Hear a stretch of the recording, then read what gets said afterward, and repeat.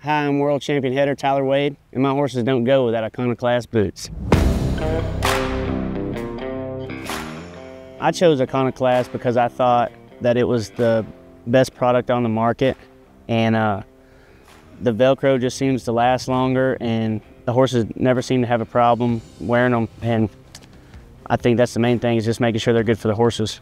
We used the product before we were ever endorsed with it. We started with something that we truly believed in, and we're fortunate enough as we moved up the ladder that we got to work with those companies. And just like Iconoclast, I've used them forever, and I'm just proud to be on the team. For one, the Velcro is just super tough. I mean, when they're new, they are extremely hard to get on and off, but that also makes it better for there's no dirt getting down in there. And you know, when we take the boots off with other boots, I felt like their legs were real sweaty. There was dirt packed in there, and you know, we might be at a roping for hours upon end where they don't get a break. You know, I just think like the double sling support on the wrap on the boot is, I mean, it's just double support. So it's literally just, it's just more insurance. And I mean, our horses now are everything. They're worth so much to us that I mean, anything you can do to avoid injury, I think you should. So that's kind of why we chose Iconoclast boots, and we're big fans of them.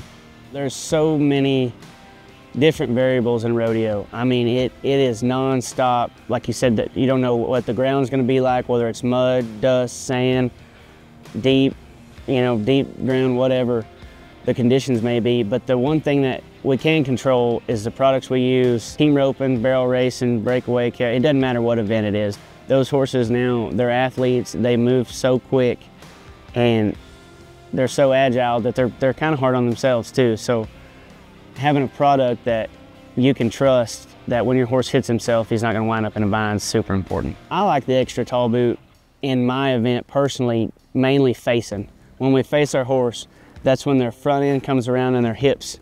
So they literally have to spin on a dime and turn completely around with the weight of a 500-pound steer on them.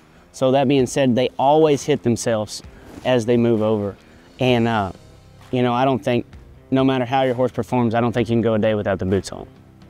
You know, you always hear the older guys say, just work hard, just work hard. And I've always kind of shook it off and like, yeah, whatever, you know, you're a little better than everybody else. But I do believe that when it comes to being prepared, you got to do everything it takes, from the way your horse feels, to the way your tack is prepared, to the way you're prepared yourself.